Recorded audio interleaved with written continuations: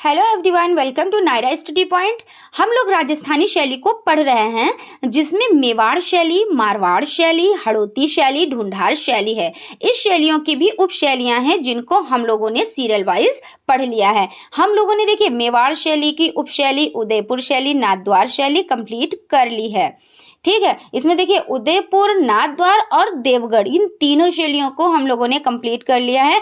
आज हम लोग राजस्थानी शैली की मारवाड़ शैली पढ़ेंगे, जिसकी देखिए उप शैलियों को डिटेल में हम लोग पढ़ेंगे। चलिए देखते हैं आज का जो हमारा पॉइंट है। फर्स्ट पॉइंट है, देखिए मारवाड़ शैली की उप शैलियाँ कौन कौन सी हैं। तो इसमें देखिए जोधपुर शैली हो जाती है, बीकानेर शैली हो जाती है, नागौर शैली हो जाती है, किशनगढ़ शैली हो जाती है और अजमेर शैली हो जाती है। ठीक है ना। देखिए इन शैलियों को हम लोग क्या करेंगे, इन शैलियों को हम लोग डिटेल में पढ़ेंगे इस वीडियो में। देखिए ये फर्स्ट वीडियो है, इसमें जितना जैसे कि हम लोग पढ़ेंगे, उसके बाद जितना बच जाएगा, जो पॉइंट्स हमारे इंपॉर्टेंट होंगे और वो बच जाएंगे, वो हम लोग नेक्स्ट वीडियो में हम लोग पढ़ेंगे। ठीक है ना। तो देखिए मारवाड़ शैली, सबसे पहले हम लोग पढ़ते हैं मारवाड़ शैली। ये देखिए जोधपुर शैली, इसको हम लोग क्या कहते हैं, इसको जोधपुर शैली भी कहा जाता है। क्यों कहा जाता है, देखिए मारवाड़ शैली को मरुभूमि, मरुस्थलीय, मरुमंडल, मरुवन, ये मारवाड़ शैली के नाम हो जाते हैं। और देखिए जोधपुर इसी की राजधानी है। ठीक है ना। और देखिए जोधपुर नगर किसने बसाया, तो 1458 को राव जोधा जी द्वारा बसाया गया। और देखिए इन्हीं के नाम पर जोधपुर शैली नाम पड़ा। ठीक है, चलिए नेक्स्ट देखते हैं। स्थापना, अभी जैसा कि मैंने बताया कि 1458 ईस्वी में राव जोधा जी द्वारा। ठीक है। और देखिए जोधपुर शैली के विकास का श्रेय किसको जाता है, तो मालदेव को जाता है। और देखिए जोधपुर शैली के प्रमुख जो चित्रकार हैं, उनको हम लोग देख लेते हैं। तो इसमें देखिए कौन कौन से चित्रकार आ जाते हैं। इसमें अमरदास हो गए, और राम सिंह, छज्जू भाटी, डालचंद, शिवदास, फतेह मोहम्मद, गोपी कुमार, ये हो जाते हैं, यानी जोधपुर शैली के प्रमुख चित्रकार हो जाते हैं। देखिए इस तरीके से आप लोगों को चीज़ें याद तो हो जाएंगी, लेकिन अगर आप लोग ट्रिक वाइज आप लोग पढ़ना चाहते हैं तो कमेंट बॉक्स में कमेंट ज़रूर करें, कि फिर हम इसको नेक्स्ट वीडियो में ट्रिक से लेके आएंगे। ठीक है ना। और देखिए जोधपुर शैली के प्रमुख चित्र, इसके बारे में देख लेते हैं। इसमें है गुड़कली रागिनी, ढोला मारू, 1550 से 60, कवि कलोल द्वारा। किसके द्वारा, तो कवि कलोल द्वारा। और देखिए ढोला मारू का सबसे पहले चित्रण कहाँ हुआ, तो मेवाड़ शैली में हुआ। कहाँ हुआ, तो मेवाड़ शैली में। सबसे अधिक की बात करें तो जोधपुर शैली या मारवाड़ शैली। ये चीज देखिए आप लोग याद रखिएगा कि ढोला मारू का सबसे पहले चित्रण कहाँ हुआ, तब मेवाड़ शैली आएगा। और अगर कहें सबसे अधिक, तो फिर जोधी शैली आएगा। ठीक है ना। चलिए देखते हैं नेक्स्ट। केश संवारती नायिका, ये आपका जोधपुर शैली का प्रमुख चित्र है। और देखते हैं कांटा निकालती, यानी कांटा निकालते हुए, तो ये कहाँ है, तो Prince of Wales museum Mumbai में है। और देखिए नेक्स्ट है दशहरा दरबार, और नेक्स्ट है गुजरी रागिनी। और देखिए स्त्री हुक्का पीते हुए, शिवदास भारती का चित्र है। ये चित्र देखिए आप लोग याद रखिएगा, ये थोड़ा अलग सा चित्र है, क्योंकि देखिए स्त्री हुक्का पीते हुए, वैसे तो आम तौर पर तो जो जेंट्स होते हैं वही हुक्का पीते हैं, लेकिन यहाँ पे देखिए राजस्थानी शैली की मारवाड़ शैली में स्त्री को हुक्का पीते हुए दिखाया गया है। ठीक है ना। चलिए नेक्स्ट देख लेते हैं संगीत का आनंद लेते हुए। नेक्स्ट देखते हैं झूला झूलते हुए, ये चित्र भी मारवाड़ शैली का है। और देखिए कबूतर उड़ाती स्त्रियां, कौन सा है, तो कबूतर उड़ाती स्त्रियां, ये भी हमारा मारवाड़ शैली का हो जाता है। दो सहेलियां, बाबूजी तथा हब्बूजी और प्रहलाद चरित्र, ये आपके चित्र हो जाते हैं। ठीक है। चलिए नेक्स्ट देख लेते हैं जोधपुर शैली की विशेषताएं।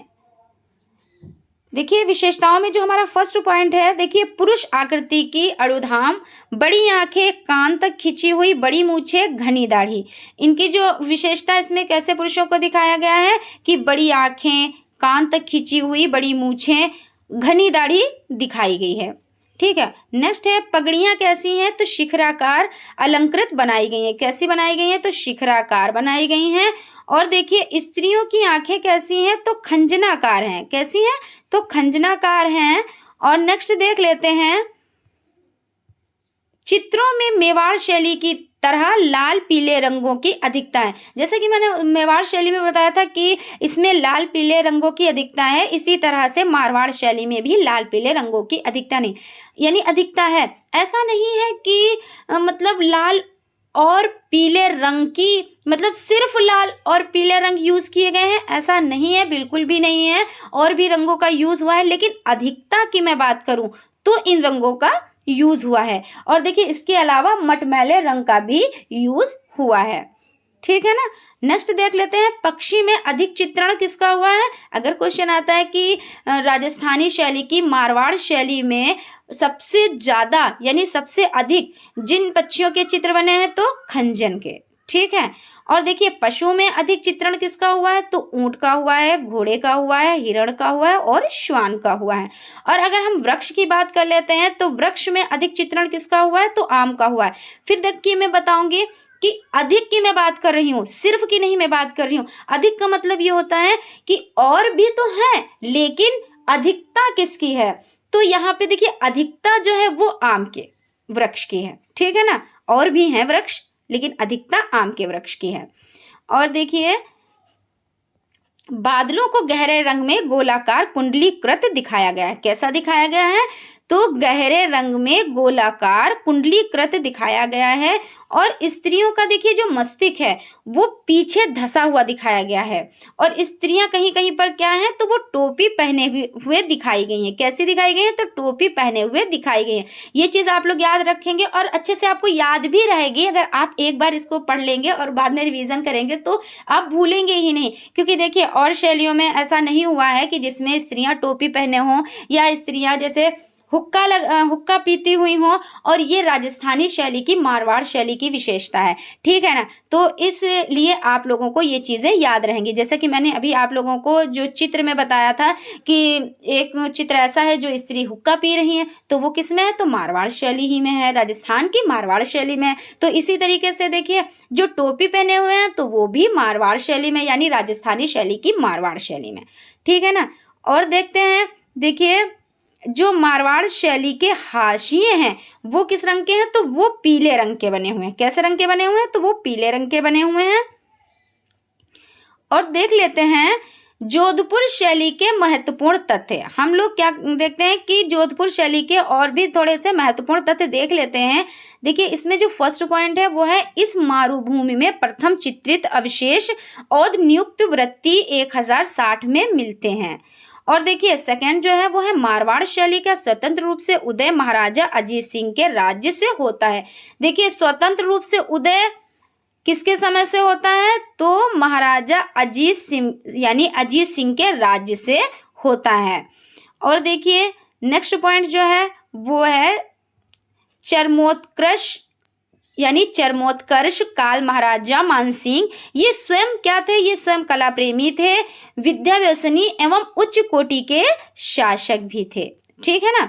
और देखिए महाराजा मानसिंह ने ही कर्नल टॉड को मारवाड़ का इतिहास लिखने में मदद की। अब आप पूछेंगे कि कर्नल टॉड कौन है, तो देखिए कर्नल टॉड ब्रिटिश अधिकारी थे। कौन थे, तो ब्रिटिश अधिकारी थे। और देखिए डिंगल भाषा का ग्रंथ गुड़भाष हेमकवि द्वारा लिखा गया। तो कौन सा है, तो डिंगल भाषा का कौन सा ग्रंथ है, तो गुड़भाष। और किसके द्वारा लिखा गया, तो हेमकवि द्वारा लिखा गया, तथा गुड़ रूपक केशवदास गार्डे द्वारा लिखा गया। ठीक है ना। चलिए नेक्स्ट देख लेते हैं। ये देखिए हम लोगों ने मारवाड़ शैली कंप्लीट किया। ठीक है ना। अब हम लोग क्या देखते हैं, हम लोग देखिए मारवाड़ शैली में हम लोगों ने क्या क्या देखा। मारवाड़ शैली में हमने इसकी विशेषताएं देखी, इसमें हमने इनके जो चित्र थे प्रमुख उनको देखा।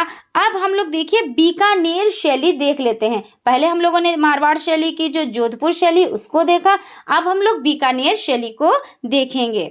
ठीक है ना। तो बीकानेर शैली में बीकानेर शैली में देखिए इसकी स्थापना, सबसे पहले तो यही क्वेश्चन बन जाता है कि स्थापना कब हुई और किसके द्वारा हुई। तो देखिए 1488 ईस्वी में राव बीकाजी द्वारा इन्हीं के नाम पर इस राज्य का नाम पड़ा। ठीक है ना। तो कब हुई, तो 1488 ईस्वी में, और इनका जो इस राज्य का जो है बीकाजी द्वारा किया गया और इन्हीं के नाम पर बीकानेर शैली पड़ गई। ठीक है ना, तो इन्हीं के नाम पे पड़ा। और देखिए इस राज्य को उत्तर भारत काल में जांगल देश भी कहा जाता था। तो जांगल देश किसे कहा जाता था, तो उत्तर भारत काल में जांगल देश भी कहा जाता था। अब देखते हैं नेक्स्ट पॉइंट है, इस क्षेत्र का सर्वप्रथम अन्वेषण इटली के पुरातत्ववेत्ता डॉक्टर एलसी टेसीटोरी द्वारा सन 1916 से 17 में हुई। कब हुई, तो 1916 से 17 में हुई, और किसके द्वारा, तो टेसीटोरी द्वारा। अब देख लेते हैं नेक्स्ट पॉइंट, इसके बाद 1941 ईस्वी में डॉक्टर आरएल स्टेइन तथा 1948 ईस्वी में जर्मन कलाविद डॉक्टर हर्मन गोएट्स ने इस क्षेत्र में अनेक महत्वपूर्ण खोजें की। देख लेते हैं, देखिए किसने किसने खोजें की, तो आरएन स्टेइन और हर्मन गोएट्स ने। ठीक है ना। चलिए देख लेते हैं बीकानेर शैली के प्रमुख चित्रकार। देखिए इस शैली के जो प्रमुख चित्रकार हैं उनको हम लोग देख लेते हैं। इसमें देखिए रुकनुद्दीन हो गए, शाहुद्दीन हो गए, बहाउद्दीन हो गए, अली रजा हो गए, हसन रजा हो गए और ईशा हो गए। और इसमें देखिए इसी में अहमद उमरानी हो गए, कासिम उमरानी हो गए, उस्ताद कादिर हो गए और मोहम्मद उस्ताद हो गए। ठीक है। और नेक्स्ट देखते हैं, देखिए मोहम्मद इब्राहू हो गए और नाथू हो गए। ठीक है, आप लोग अच्छे से इसको देख लीजिएगा। और देखिए नेक्स्ट देखते हैं, और भी कुछ हैं। तो इसमें है देखिए हिशामुद्दीन हो गए, मुराद हो गए और लूफा, ये अंतिम चित्रकार थे। कौन थे, तो ये अंतिम चित्रकार थे, इसे ध्यान में रखिएगा। अब देख लेते हैं बीकानेर शैली के प्रमुख चित्र।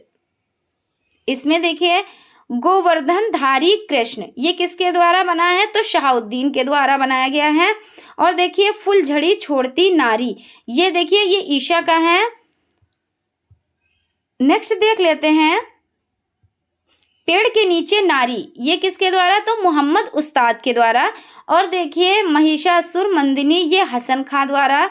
और देखिए नेक्स्ट है स्त्री बच्चे से खेलते हुए। और नेक्स्ट है श्रृंगार। और नेक्स्ट है अनूप सिंह का व्यक्ति चित्र। नेक्स्ट देख लेते हैं मरु ग्राम्य जीवन। ठीक है। और देखते हैं राधा कृष्ण का वर्षा विहार और रूठी हुई राधिका, ये क्या है, तो ये आपके हो जाते हैं, देखिए ये सारे हो जाते हैं बीकानेर शैली के प्रमुख चित्र। ठीक है ना। चलिए फ्रेंड्स आज यहीं तक। और जो भी पॉइंट आपके रह गए हैं, जैसे आपके देखिए जोधपुर शैली कंप्लीट हो गई, बीकानेर शैली कंप्लीट हो गई। अब आपकी देखिए नागौर शैली, किशनगढ़ शैली और अजमेर शैली आप लोगों को पढ़ना है। ठीक है, तो ये हम नेक्स्ट वीडियो में लेकर आएंगे। हमारे चैनल को लाइक कीजिए, सब्सक्राइब कीजिए और बेल आइकन को जरूर दबा दीजिए, जिससे आने वाली वीडियोस आप तक पहुंच सके। Thank you.